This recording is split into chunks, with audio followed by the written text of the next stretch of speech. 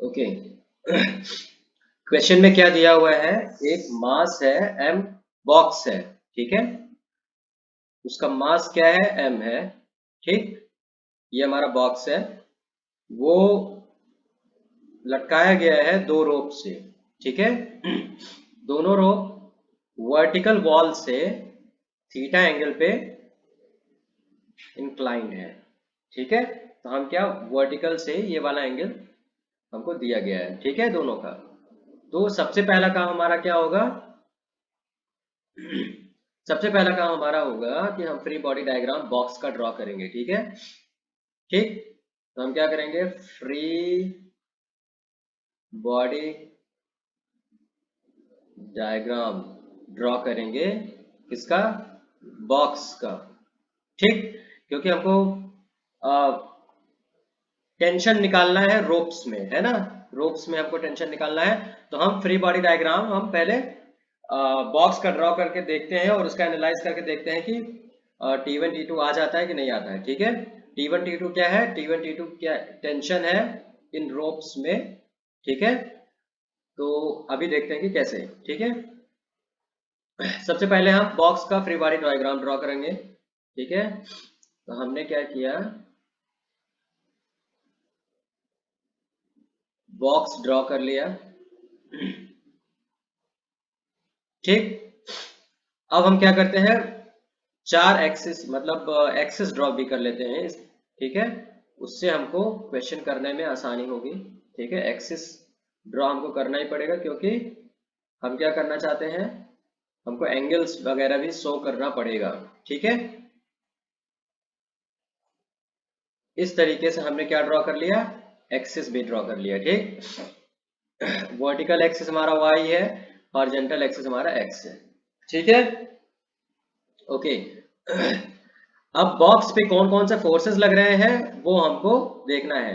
हमने box draw कर लिया है, बॉक्स में क्या क्या अटैच्ड था? रोप अटैच थी, दो रोप, उसके अलावा और कोई अटैचमेंट नहीं था, ठीक। तो हमने उन रोप्स को अलग कर दिया है, ठीक है। अब उन रोप्स की जगह पे हमको क्या लगाना पड़ेगा? टेंशन फोर्स लगाना पड़ेगा। अगर तुमने प्रीवियस क्लासेस अगर अटेंड की होगी तो तुमको पता लगेगा कि जहां रोप्स होती हैं वहां पे टेंशन फोर्सेस होते हैं, ठीक है। तो टेंशन फोर्स किस डायरेक्शन में होता है? जिधर रोप होता है, जिध मतलब रोप के डायरेक्शन में ही होता है, ठीक है। तो हमारा जो टेंशन फोर्स लग रहा है,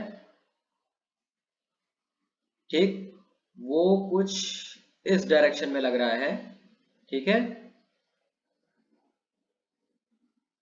ठीक। और वर्टिकल डायरेक्शन से ये थीटा एंगल बना रहा है, ठीक है। जैसे मान लो ये वाला थीटा एंगल दिया हुआ है, ठीक है। तो यहां से हम क्या ले रहे हैं, एक्सिस से हमको एंगल हमको चाहिए, ठीक है। जो चार एक्सिस हमने क्या कहते हैं, दो एक्सिस हमने ड्रॉ किए हैं, सॉरी, दो एक्सिस जो हमने ड्रॉ किए हैं, हमको वहां से एंगल हम देखना चाहते हैं कि कितना होगा, ठीक। तो यहां से हमने वर्टिकल लाइन ड्रॉ किया था, तो यहाँ पे ये हमारी वॉल थी, ठीक। वहां से हमारा ये थीटा एंगल है, ठीक है। तो यहां से जो एक्सिस है, यहाँ ये वाला एंगल भी थीटा एंगल होगा कि नहीं होगा? ये समझ में आ रहा है? हाँ, ठीक। तो ये हमारा एंगल थीटा एंगल हो गया, ठीक है। और ये हमारा, हम इसको मान लेते हैं T1 मान लेते हैं, इसका हम T2 मान लेते हैं, ठीक है। मैं यहाँ पे सिर्फ मैग्नीट्यूड दे रहा हूँ क्योंकि डायरेक्शन हमारा थीटा से शो हो रहा है, ठीक। अगर हम इसको वेक्टर के फॉर्म में लिखते तो हम इसका कंपोनेंट लेके, जैसे प्रीवियस क्वेश्चन तुमने सॉल्व किया है वैसे हो जाता है, ठीक है। लेकिन हम यहाँ पे वेक्टर के फॉर्म में ना लिखेंगे, हम कंपोनेंट्स निकालेंगे, लेकिन वेक्टर के फॉर्म में हम इसको लिख के एनालाइज नहीं करेंगे, हम डायरेक्ट करेंगे, ठीक है। ओके। अभी कोई फोर्स बचा है इसमें ड्रॉ करना? हाँ, वेट का, ठीक। तो वेट क्या है? डाउनवर्ड लगता है, ठीक है। तो हम वेट को लिख ले रहे हैं W, और W की वैल्यू कितनी आएगी? mg, क्योंकि m मास है और g कितना है? एक्सेलरेशन ड्यू टू ग्रेविटी, ठीक है। हम उसकी वैल्यू अभी नहीं रख रहे हैं, बाद में हाँ, जब हम क्या कहते हैं, फाइनल जब कैलकुलेशन करेंगे, अगर हमको वैल्यू रख के कैलकुलेट करने के लिए बोला जाएगा तो हम उसको कैलकुलेट करेंगे, ठीक है, नहीं तो नहीं रखेंगे, ठीक है। वैसे ही करेंगे अलजेब्रा की तरह। तो कुल मिला के हमारे पास ये तीन फोर्सेस हैं। अब हमको इन्हीं तीन फोर्सेस से देखना है कि क्या होगा। ठीक है, ओके।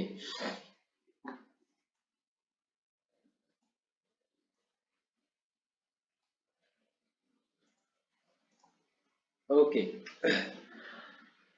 अब हम यहाँ पे क्या करेंगे, हम ये एक कॉन्सेप्ट यूज करेंगे कि जितना भी इसमें फोर्स लग रहा है, ठीक है, हमने क्या बताया था कि इक्विलिब्रियम के बारे में बताया था, है ना, इक्विलिब्रियम। कोई भी, क्योंकि बॉक्स हमारा रेस्ट में है, ठीक है, मूव नहीं कर रहा है, सिर्फ हैंग कर रहा है ना, लटकाया गया है, कहीं मूव नहीं कर रहा है। इसका ये मतलब है कि जितना इसमें फोर्सेस लग रहे हैं उनका समेशन जो है, वेक्टर सम 0 होना चाहिए।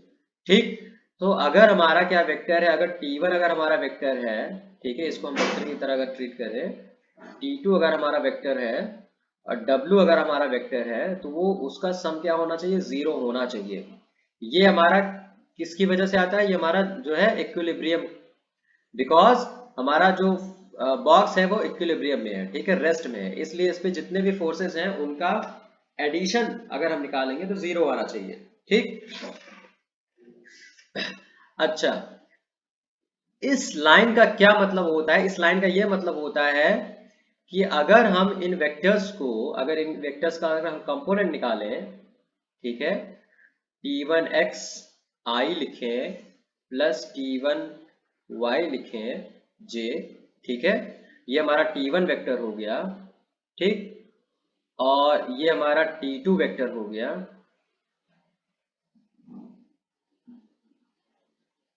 ये समझ में आ रहा है?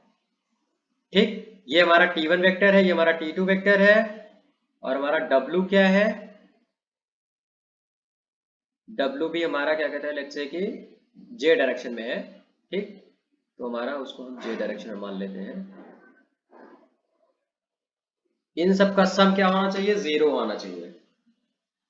ठीक है, इसका क्या मतलब होता है, इसका ये मतलब होता है कि पहले हम I और J को क्या कहते हैं, इकट्ठा कर लेते हैं। ठीक, जब ये लाइन लिखी होती है तो इसका ये मतलब होता है कि जितने भी एक डायरेक्शन में कंपोनेंट है उनका समेशन 0 होना चाहिए। मतलब कि आई डायरेक्शन में जितने भी कंपोनेंट है, ठीक है, उनका सम 0 होना चाहिए। तो आई डायरेक्शन में कौन कौन से कंपोनेंट है, T1x है, T2x है, इनका सम 0 होना चाहिए। ठीक, J डायरेक्शन में जितने जितने कंपोनेंट्स हैं उनका भी सम 0 होना चाहिए। ठीक है, तो T1y है, T2y है, और प्लस W 0 आना चाहिए। ठीक, यही दो इक्वेशन देखो, हम प्रीवियस मेथड में भी हम यही दो इक्वेशन पे आके अटकते हैं। ठीक है, तो हम क्या करने वाले हैं, ये दो चीजें हम स्किप करेंगे, हम डायरेक्ट यहां से स्टार्ट करेंगे। हम क्या बोलेंगे कि किसी एक डायरेक्शन में जितना भी वेक्टर है उनके कंपोनेंट का सम 0 आना चाहिए। ठीक है, हम यहाँ पे क्या कर रहे हैं, किसी, ये आई वाला डायरेक्शन है और ये जे वाला डायरेक्शन था। ठीक, आई वाले डायरेक्शन में जितने भी कंपोनेंट है उनका सम 0 हो गया, जे वाले डायरेक्शन में जितने भी कंपोनेंट है उनका सम 0 हो गया। ठीक है, तो अब हम क्या करेंगे अब, ठीक है, इस वाले मेथड में जो मैं बताने जा रहा था, इतना पार्ट हम स्किप कर देंगे। बात समझ में आई? ये हम क्या करेंगे, हम ये हम अभी समझने के लिए हमने इसको लिख लिया है, लेकिन हम नेक्स्ट चीज से हम इसको स्किप कर देंगे। ठीक, ठीक है, हम डायरेक्ट क्या बोलेंगे, हम, हाँ, ये हम डायरेक्ट ये तीन इक्वेशन, ये दो इक्वेशन हम लिख सकते हैं। कैसे लिख सकते हैं, हम क्या बोलेंगे, जो हमने दो एक्सिस हमने ड्रॉ की है, हर एक्सिस के अलोंग जो फोर्सेस का कंपोनेंट होगा वो 0 आना चाहिए। ठीक है, तो T1x क्या है, T1 फोर्स का x के डायरेक्शन में कंपोनेंट, T2x क्या है, T2 फोर्स का x के डायरेक्शन में कंपोनेंट।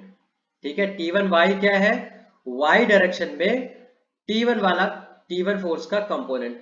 ठीक है, T2 क्या है, T2 फोर्स का y डायरेक्शन में कंपोनेंट, और W क्या है, y डायरेक्शन में, ठीक है, W का कंपोनेंट। ठीक, तो जैसे ही ये हम एक्सिस ड्रॉ कर देते हैं तो दो एक्सिस हैं, इन एक्सिस के अलावा सारे फोर्सेस का कंपोनेंट दोनों एक्सिस के अलावा हम निकाल लेंगे, और फिर एक एक एक्सिस के अलावा जितना भी कंपोनेंट आ रहा है उनका सम अप कर देंगे तो वो 0 आना चाहिए। ठीक, एक्स के डायरेक्शन में भी और वाई के डायरेक्शन में भी। ठीक है, तो हम इन दो इक्वेशंस को अब हम डिलीट करने वाले हैं और देखेंगे कि हर एक एक्सिस में कौन कौन से कंपोनेंट आ रहे हैं उनका हम सम करके जीरो कर लेंगे, ठीक है। चलो ठीक, इतनी बात समझ में आ गई। तो ये जो हमारा जो सेकंड मेथड है, यही मेथड है। हम क्या करने वाले हैं, एक्स डायरेक्शन में जितने भी फोर्सेस आ रहे हैं उनका हम निकालेंगे, वाई डायरेक्शन में जितने भी फोर्सेस हैं उनको निकालेंगे, ठीक है। कंपोनेंट्स कितने आ रहे हैं और एक एक का एडिशन हम करेंगे, ठीक है। तो एक्स डायरेक्शन में कौन कौन से फोर्सेस आ रहे हैं हम वो देख लेते हैं। तो एक्स डायरेक्शन में कौन कौन सा फोर्स आएगा, T2 का कंपोनेंट आएगा एक्स डायरेक्शन में। T2 का कंपोनेंट मैंने निकालने के लिए बताया। तो T2 का कंपोनेंट एक्स डायरेक्शन में क्या हो जाएगा, जरा बताओ तो।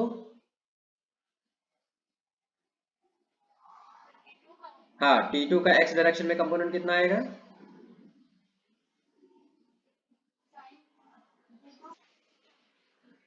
T2 साइन थीटा, ठीक है। और कौन सा फोर्स एक्स डायरेक्शन में आ सकता है, T1 का एक्स कंपोनेंट निकल सकता है ना। हाँ, तो कितना आएगा, -T1 साइन थीटा, ठीक। और कोई फोर्स एक्स डायरेक्शन में आएगा, नहीं आएगा, ठीक है। तो अब हम क्या करेंगे, इन दोनों को सम करेंगे और जीरो कर देंगे, यानी T1x प्लस T2x बराबर जीरो, इनकी वैल्यूज रख लेंगे, ठीक है। -T1 sine theta plus T2 sine theta is equal to zero, ठीक है। ठीक, यहाँ पे हम साइन थीटा कॉमन लेके ये हमारा T2 minus T1 sine theta बराबर जीरो आ जाएगा, ठीक है। और ये हमारा क्या इक्वेशन हो जाएगा, T2 minus T1 is equal to zero, ठीक। ये हमारा पहला इक्वेशन हो जाएगा। यहाँ पे हम ये मान के चल रहे हैं कि साइन थीटा जीरो नहीं है, ठीक। जब हम यहाँ से इस वाले इक्वेशन में पहुंचते हैं, ठीक, हम ये मान के चल रहे हैं कि ये जीरो नहीं है, ठीक है। तभी हम दोनों तरफ साइन थीटा से डिवाइड करेंगे, ठीक है। जीरो से कभी भी हम दोनों तरफ डिवाइड नहीं करते हैं, नॉन जीरो क्वांटिटी से हम दोनों तरफ डिवाइड करते हैं। तो हम ये मान के चलेंगे, जब हम साइन थीटा से दोनों तरफ डिवाइड करेंगे तो हम ये मान के चलेंगे कि साइन थीटा क्या है, जीरो नहीं है, ठीक। तो ये हमारी पहली इक्वेशन हो गई, कोई दिक्कत, ओके, समझ में आ रहा है ना। चलो अब यहाँ पे हम वाई डायरेक्शन में लिख लेते हैं। वाई डायरेक्शन में कौन कौन से फोर्सेस आएंगे जरा बताओ तो।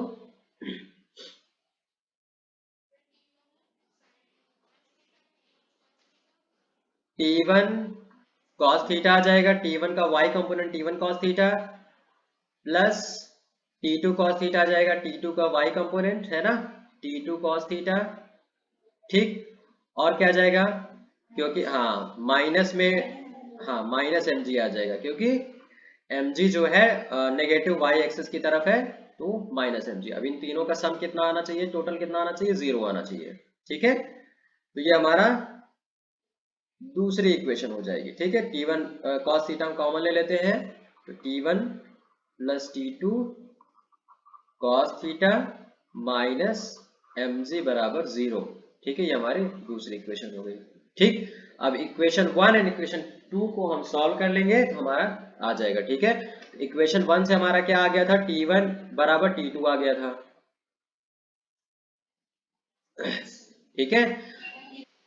हाँ, तो यहाँ पे हम T1 की वैल्यू पुट कर देंगे, T2 plus T2 cos theta minus mg बराबर जीरो, ठीक है। तो यहाँ से हम क्या करेंगे, ये हमारा 2T2 आ जाएगा, cos थीटा माइनस mg बराबर जीरो, ठीक। और हम mg को उधर ले जाएंगे, 2T2 cos थीटा बराबर mg, ठीक। और हम यहाँ T2 निकाल लेंगे, ठीक है। 2 cos थीटा से हम डिवाइड कर देंगे, ठीक। ये हमारा क्या आ जाएगा, हाँ। तो यहाँ पे जब दोनों तरफ हम cos थीटा से डिवाइड कर रहे हैं तो हम यहाँ पे ये मान के चलेंगे कि cos थीटा जीरो नहीं है, ठीक। ठीक है, तभी हम दोनों तरफ cos थीटा से डिवाइड करेंगे। अगर जीरो हो जाता मान लो cos थीटा, तो हम दोनों तरफ डिवाइड नहीं करेंगे, ठीक है। हम ये मान के चलेंगे कि यहाँ cos थीटा जीरो नहीं है, ठीक है। तो हमारा T2 कितना आ गया, mg divided by 2 cos theta, क्योंकि T1 और T2 बराबर है तो यही हमारा T1 भी होगा। बात समझ में आई, ओके।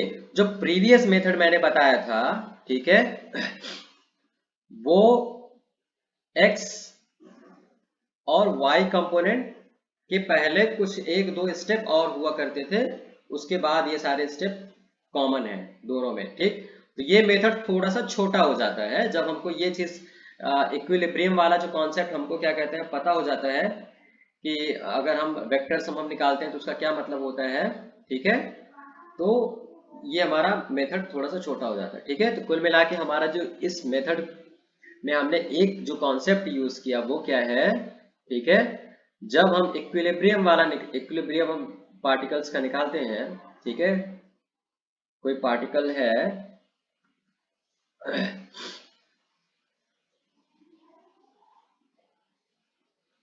ठीक, कई सारे लेट्स से कि फोर्सेस हैं, F1 है, ठीक है, F2 है, सॉरी F2 है, ठीक है, और वेक्टर है ये सारे, ठीक। इसी तरीके से F3 वेक्टर है, किसी किसी पार्टिकल पे लग रहे हैं, ठीक। तो इक्विलिब्रियम क्या बोलता है, ठीक है।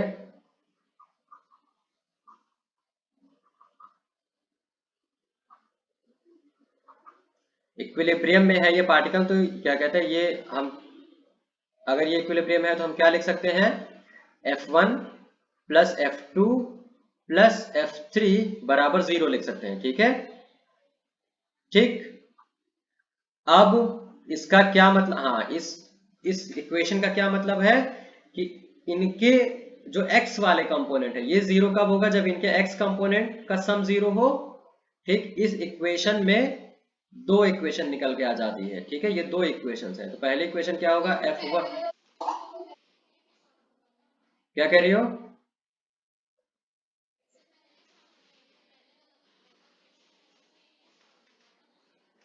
हाँ बिल्कुल, मैं ये कॉन्सेप्ट को मैं रिवाइज कर रहा हूँ, ठीक है। जो हमारा पिछला जो हमने इक्विलिब्रियम की इक्वेशन बताई थी, तो वो हम क्या बोले थे कि जितने भी फोर्सेस हैं उनका सम होना चाहिए, वो 0 आना चाहिए, ठीक है। तो इस इक्वेशन का क्या मतलब होता है ये हम यहाँ पे बता रहे हैं, ठीक है। तो इस इक्वेशन का क्या मतलब होता है, ये जो वेक्टर वाली इक्वेशन लिखी है इसका क्या मतलब होता है, इनके कंपोनेंट्स का सम 0 होना चाहिए, ठीक है। मतलब कि इनके एक डायरेक्शन में इसके सारे कंपोनेंट्स निकालो और वो उनका एक सिंगल डायरेक्शन में कंपोनेंट का सम 0 होना चाहिए। तो F1x, F2x, F3x बराबर 0 होना चाहिए, ठीक है। और दूसरा क्या आना चाहिए, F1y, F2y, F3y 0 होना चाहिए। ये दो इक्वेशंस बन के निकल के आती हैं, ठीक है। तो मैं इसी वाले कॉन्सेप्ट का, अभी जो मैंने प्रीवियस मेथड डिस्कस किया है, मैंने इसी वाले कॉन्सेप्ट का यूज किया है, ठीक है। हम यहां से जो पिछली क्लास में मैंने डिस्कस किया था यहां से स्टार्ट किया था, ठीक। सॉल्यूशन पहले हमने F वेक्टर निकाला, F2 वेक्टर निकाला था, है ना। पहले हमने वेक्टर्स को निकाल लिया था, उसके बाद फिर हमने किया था सेकेंड वाला मेथड क्या है, हम डायरेक्ट कंपोनेंट के साथ हम एनालिसिस कर रहे हैं, ठीक है। तो इसीलिए सेकेंड वाला मेथड हमारा छोटा हो जाता है। अब आगे से जितने भी हम क्वेश्चन करेंगे इक्विलिब्रियम वाले, ठीक है, तो वो हम क्या करेंगे, कंपोनेंट्स के साथ ही हम डायरेक्ट डील करेंगे, ठीक है। क्योंकि वो हमारा छोटा हो जाएगा, ठीक है, जल्दी से हमारा आंसर निकल जाएगा। ये हमारा थोड़ा सा लंबा हो जाता है, क्यों, क्योंकि हम पहले वेक्टर लिखते हैं, फिर उसका एडिशन निकालते हैं, फिर हम उसका कंपोनेंट सम करते हैं, ठीक है। तो हम यहाँ से डायरेक्ट ही कंपोनेंट का सम निकालना शुरू कर देंगे। अब ये जो सेकेंड वाला मेथड है समझ में आया क्यों हम कर रहे थे, कैसे कर रहे थे और कैसे हुआ है, ठीक है। ओके, तो बेसिकली हमारा जो प्रीवियस मेथड था, सेकेंड वाला मेथड उसी में शामिल है ना, आधे से एक तरीके से जो दोनों ही सेम है, ठीक है। शुरुआत में थोड़ा सा जो पहला वाला मेथड है थोड़ा सा ज्यादा है, क्योंकि हम उसमें पहले वेक्टर निकाल रहे थे, है ना। तो ये चीज है। तो अब ये क्वेश्चन, अगर इस तरीके का क्वेश्चन आए तो कर लोगे, थोड़ा बहुत ट्राई करोगे, है ना, सेकेंड वाला मेथड, है ना। चलो ठीक है।